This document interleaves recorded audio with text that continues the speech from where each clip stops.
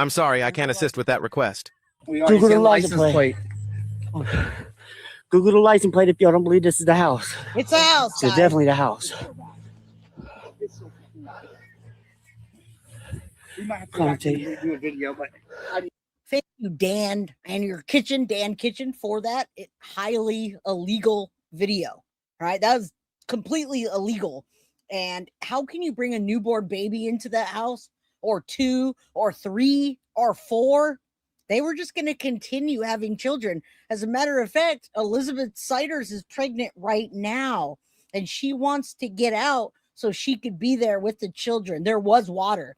They actually put the water on, and there was running water, my friends. Come out of the bushes, would you? If you receive that membership, would you come on out of the bushes and say hello to us? All right. Grandpa Paw, he's out right now. Let's get back into it. All right. So that's, you saw the inside. We're going to go back. She's pregnant. 110% court documents say she's pregnant. All right. It took a while to get them to write it in the documentation, but yes, I don't have a pregnancy test. No, but in them, they say that. Now, they did have bites and infections. All the many of the children, 7 of the children had infections and bites, 2 of them 24 hours away from death. All right. Okay, let's see what I got here. What do I got here? Hold on. This is let me do this real quick. Move this down. Let me find my next video. Before I do, let's take a look in the light. Real quick, I'm going to put this on. And right then there, you can see that Fireball party bucket. Here it is again. Just look at the amount of trash and stuff just all over. Oh, I know what okay. Oh my, look at this room. That is disgusting. I personally believe this is the house. This video is legit. It is the house, guys. It's 110% 16 the children house. were living in this. Ages 18 months to 18 years. Until they were removed, or I guess I should say they were rescued from this home on June 30th. You can see bugs. Look, the bugs are just crawling up the door. As most of you know, their parents and grandparents have been charged with child endangerment, and they've all pleaded not guilty. Well, it looks like they did have some food there. Now, guys, I don't understand why Elizabeth wants to get out to have her children back, but what was she going to do with them? Why did she think that was acceptable when I saw other pictures of Elizabeth where she grew up in a home? Maybe she was abused, we don't know, but she grew up in a home where she had at least clean clothes, possibly no bugs. I've seen pictures of her opening a present and having a life that is not that of filth and infections.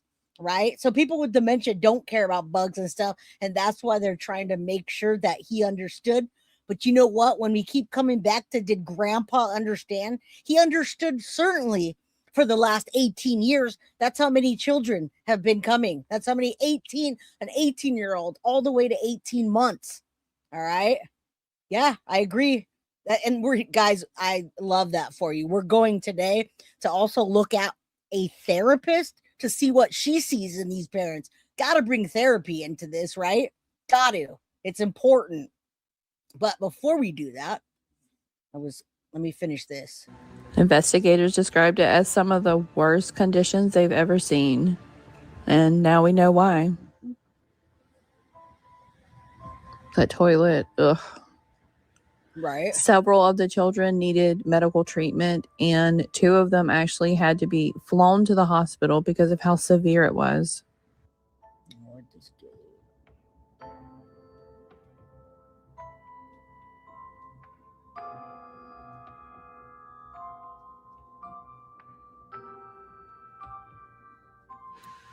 It's so sad to think that 16 children were forced to live like this. All right, let's get off this now. More than anything, I hope they're safe now and they're getting the help that they need. And they are, guys. They are. They're all now relocated to a place and places where they are not dying from infections, etc. All right, let's take a look at this. There's a few minutes that I want to show you here, and we'll continue. Again, guys, we're talking about the Ohio House of Horrors, and what dark secrets are we going to find inside of this house? It's a crime scene.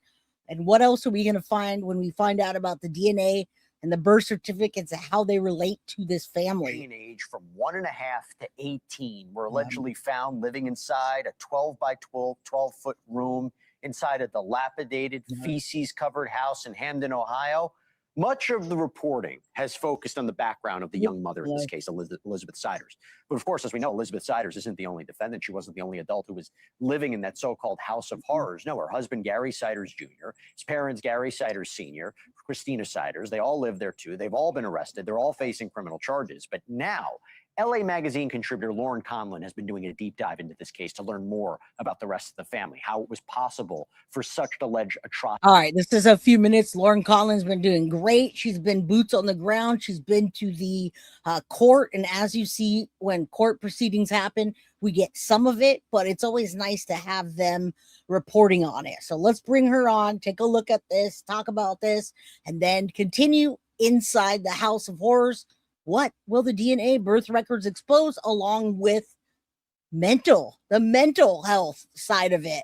We're going to talk about as well, because that's I think that's a key piece in this case. To go on for so long, and what she found out could change this case. Welcome back, Lauren. Good to see you as always. First, I just got to start with Gary Siders Sr. Right. There's going to be an evaluation about the insanity defense, about competency to stand trial, which, by the way, You hear is different than that? insanity. Did Just you that guys he know understands that? the case against him and can participate in his own defense. What's going on there? Yes, exactly, Jesse. As you said, these are two separate issues here, and a judge has ordered evaluations on both.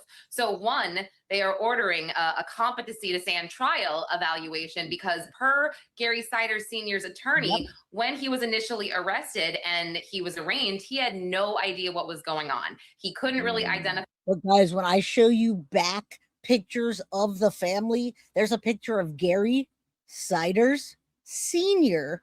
sitting in front of the house that they currently are no longer in, the one with the cockroaches. Him and grandma are sitting outside of that house taking a picture and smiling like it's their birthday. So you can't tell me that he's been incompetent the whole time, because I can show you when he wasn't.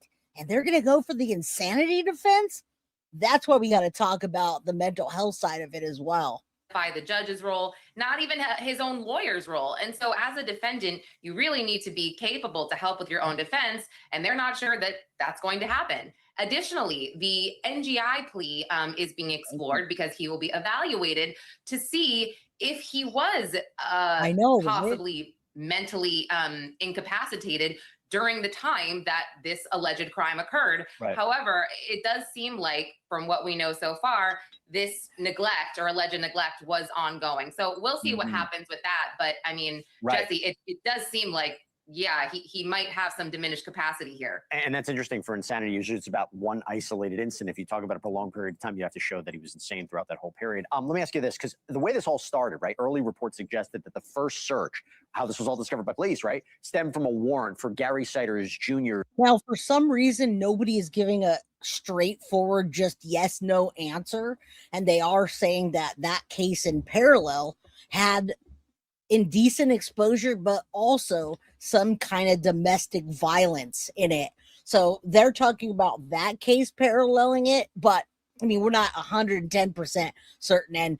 And we did see marks on Elizabeth Siders, but for some reason, to me, it seemed more like it was something that she might have done. Maybe she liked to cut. I don't know that she was.